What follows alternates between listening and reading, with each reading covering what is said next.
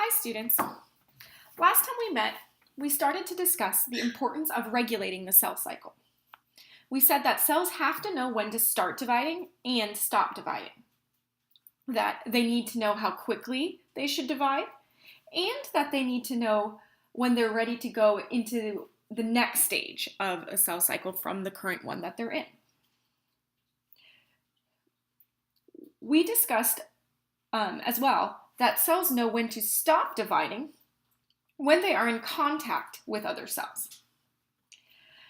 That phenomenon was called contact inhibition. Today, we will discuss other ways the cell cycle is regulated.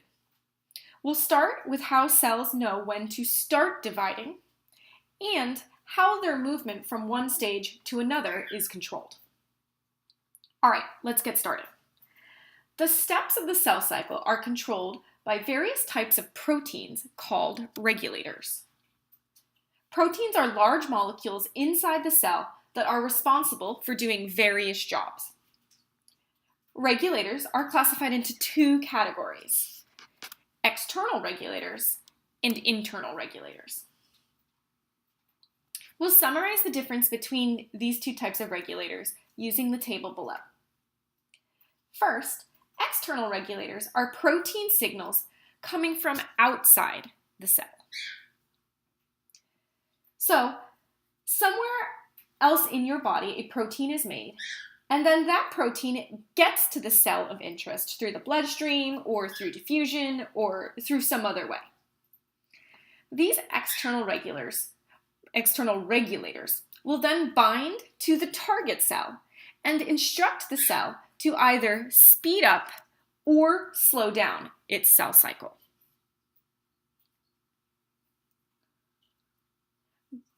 One common type of external regulator are the proteins called growth factors.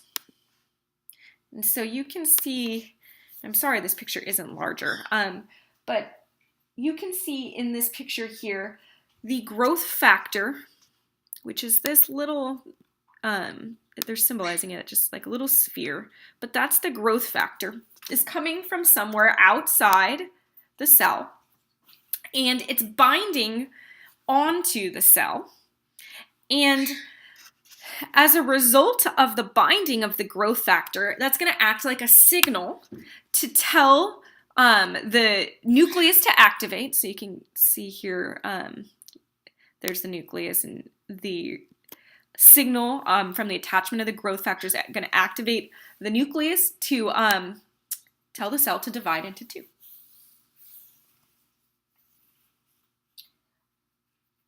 All right.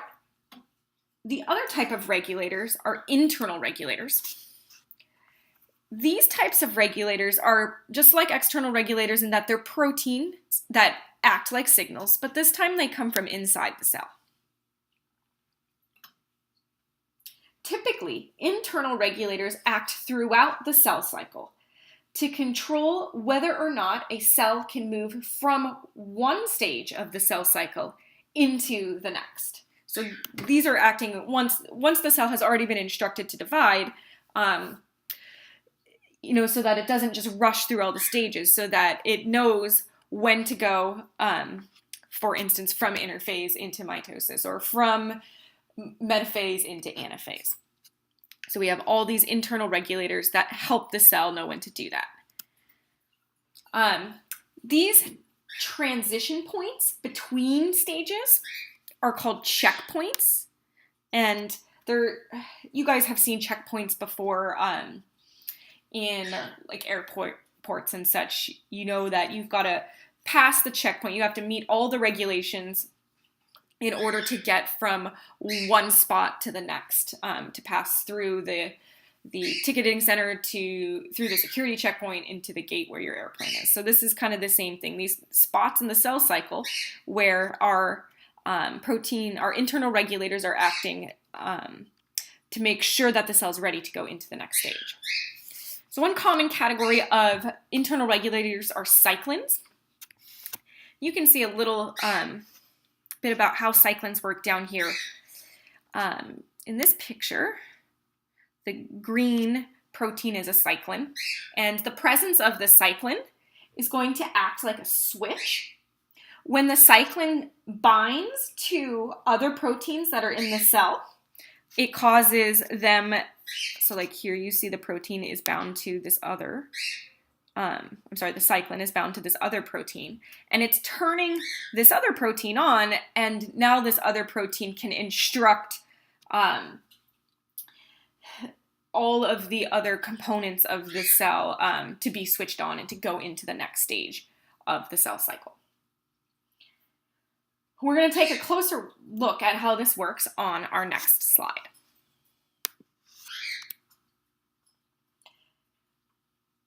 All right, so there are three major checkpoints or transition points at which the cell must check itself. And these help to ensure that the cell completes each cell cycle correctly. The first checkpoint is located here.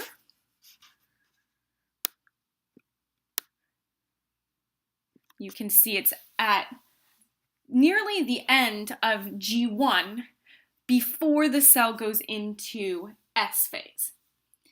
And so we call this the G1S checkpoint. At this point, the cell, after this point, the cell will go into S phase, in which the DNA will be replicated. And because replicating DNA is something that cannot be undone,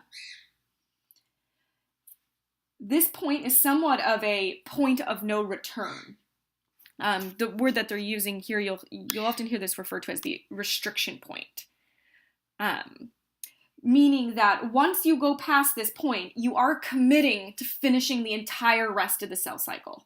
And this is because after this point, you will have made new chromosomes, an entire new set of chromosomes, and therefore the cell can't survive with all those extra chromosomes, and it must divide them up into two cells. Thus, at this checkpoint, the cell must be ready to make sure, the cell must make sure it is ready to commit to the next stages. And it does this by checking to make sure the cell is big enough, that it has the right nutrients, that it has the right proteins, that it's got everything it needs to sustain it through the rest of the cell cycle. The next checkpoint in the cell cycle is located in the transition between G2 and M phase. So you see that right here. Call it the G2M checkpoint. And so this is where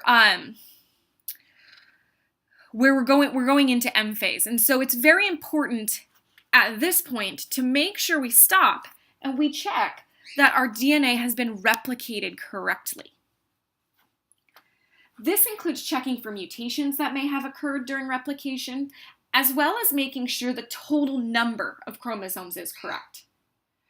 We know that if the DNA is not correct, then the new cells we make will not have the appropriate genetic information to function.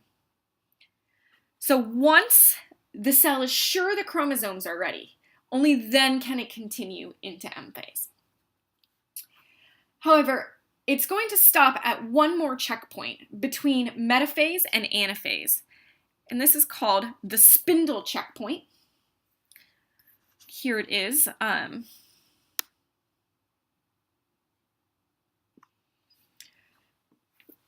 Right before we go into anaphase. At this checkpoint, the cell checks that the sister chromatids have lined up correctly, and it checks that all of the chromatids are attached to the spindle.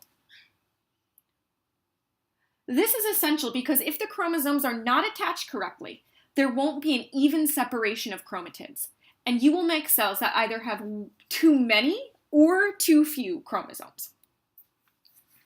Okay, so what if a mistake is caught at a checkpoint? What, for example, what if the cell isn't big enough to go into S phase and commit to the rest of the cell cycle? Or what if there is a mutation that happened when the DNA was being replicated in S phase before M phase starts? If the cell does not meet the requirements at each checkpoint, the cell will do one of three things. Either it will pause to repair the mistake, or it will go into a permanent resting phase. It will basically just stop doing what it's doing and never continue on the rest of its cell cycle. Or it may go through a process called apoptosis, which is a program in which it activates its own death. We'll look more closely at how programmed cell death works on the next slide and discuss some reasons why a cell would elect to eliminate itself. Okay, so as we just saw, sometimes a cell chooses to go through the process of apoptosis, which is a very orderly, stepwise process by which the cell will eliminate itself. More colloquially, this is referred to as cell suicide. You might be thinking, why in the world would a cell purposely kill itself? Well, there are certain circumstances in which it is actually advantageous for the organisms, for the whole organism, to kill off some of its cells. First, the first circumstance is actually during normal development. Sometimes it is necessary to delete unnecessary cells while the organism is growing. We'll see on the next slide, I'll show you a picture of this. There is, in early development, a time when the embryo's fingers are connected through extra layers of cells, like the webbing in duck feet.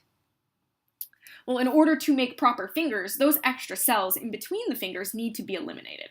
So they go through apoptosis. Another reason cells go through apoptosis is to eliminate infected or potentially cancerous cells. So, for example, if a cell indeed finds a DNA mistake at the G2M checkpoint, if the mistake cannot be repaired, then it is best for the cell to be eliminated instead of letting it continue through the cell cycle just to make incorrect daughter cells. Okay, so how does apoptosis happen? First, you can kind of follow along in the diagram. The first thing that will happen is the cell will shrink and blebs develop. That's the official science term, blebs. These are these protrusions that you see coming off of the cell. Then the DNA and organelles are going to get chopped up into fragments. So you see that in this picture, and eventually those fragments will get split into chunks, each enclosed by a cell membrane. So that's what we're looking at here. Each one of these little membrane-enclosed parts of the cell contain fragments of all of the DNA and organelles from the original cell. And then finally, these fragments, like you can see here, will be engulfed by neighboring cells, which will digest the remains of the cell, eliminating it completely.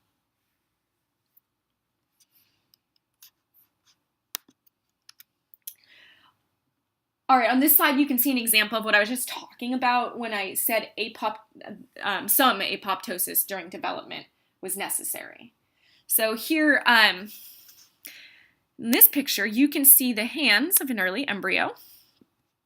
If you look closely underneath, like you can see the fingers starting to develop, but there's all this extra skin in between. And so you can see the progression. The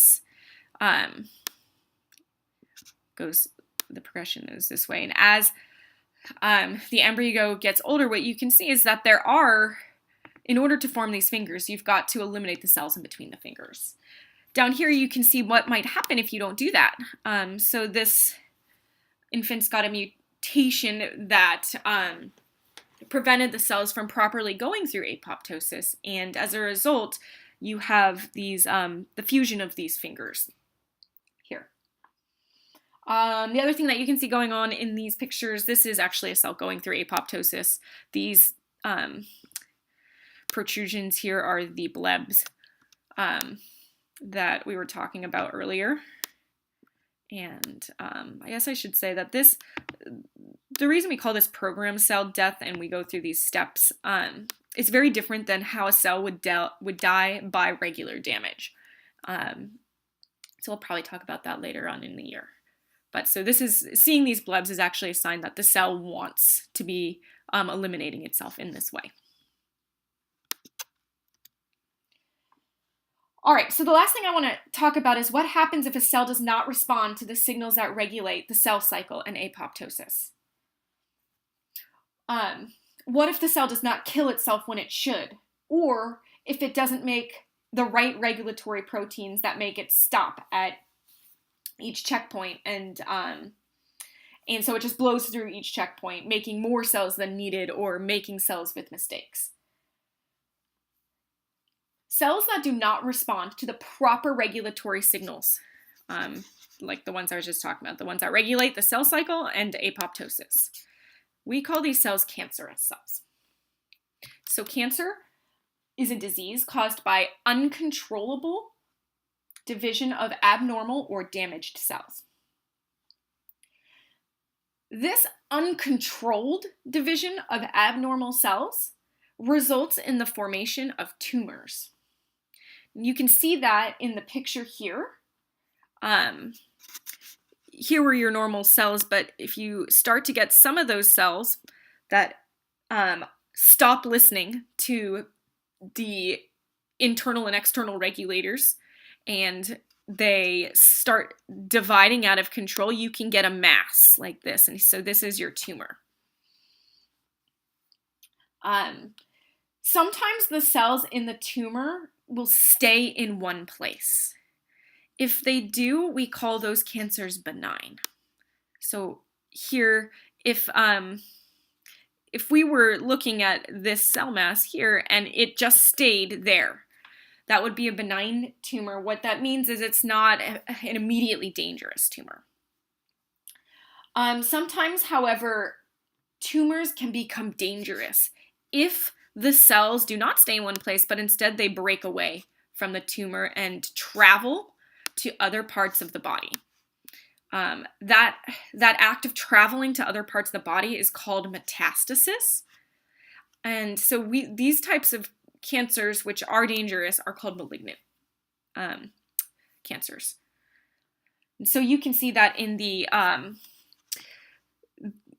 other picture here. So here's your tumor, but you can see that some cells are actually breaking away from the tumor and getting into the blood vessels and the lymph vessels. And then now they've got an opportunity to travel around the body and be deposited in new organs where they will start to grow new tumors there. Because this cell division is out of control, not only are you making too many cells, but also the cells that are being made are very poor quality. They contain mistakes, and they'll crowd out other cells and steal resources in whatever organ they're growing in. And so this will eventually lead, if the tumors are not treatable and they're metastasizing throughout the body, it can eventually lead to organ failure and even death.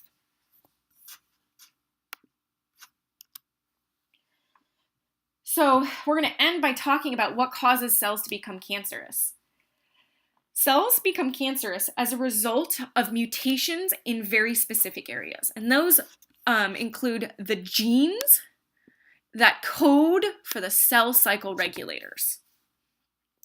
So for instance, if you get a mutation in the gene that has the instructions for making those cyclins, those internal regulators we were looking at earlier, then those cyclins won't work, and now there's nothing to control the speed at which your cells are going through the stages of the cell cycle.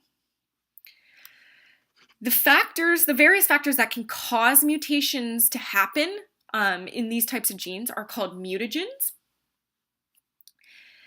And you're already familiar with some types of mutagens. Chemical toxins are one source of mutagens. So something, for instance, like cigarette smoke, pollution, preservative chemicals that get added to foods, etc. these types of chemicals, as you know, for instance, if you, you've been encouraged not to smoke cigarettes. The reason why is those cigarettes contain toxins that can enter your cells and cause mutations in genes, which result in cancer. That's why we've got a direct connection between smoking and lung cancer. This is also why areas of the world that have high rates of air, soil, and water pollution have higher rates of cancer. Other types of mutagens you might be familiar with are radiation related. So UV radiation, X-rays, nuclear radiation, etc. These types of radiations can cause mutations. Again, this is why they put a lead vest over you whenever you're getting an X-ray. They want to minimize your exposure to X-rays because they know, those medical professionals know that too much exposure to X-rays can cause cancer. This is also why you put sunblock on, to block out the UV radiation, which can cause mutations in your skin cells and result in skin cancer. Rarely, in a few very specific cases, there are infectious agents, like viruses and bacteria. Now, please note, not most cancers are, let me re-say this. Most viruses and bacteria do not cause cancer, but there are some specific kinds that can, as part of the way they use your cells as hosts, can mutate DNA and cause cancer. Additionally, it's important to note that in many cases, the mutations occur randomly. So you didn't do anything, you weren't exposed to radiation or toxins, it's just a mutation randomly happened during DNA replication. And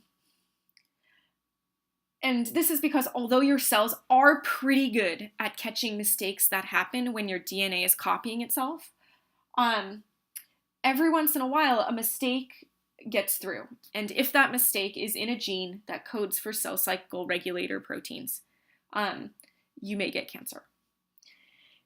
And even more unfortunately, if that mutation happens to be in a germline cell, that is in either an egg or sperm, then that mutation can be inherited by future generations. All right, so about to wrap it up, you can look at some of the mutagens we talked about here at the bottom, and hopefully we can continue this conversation when we next meet, where we'll briefly discuss some of the therapies that are used to combat cancer. All right, see you then.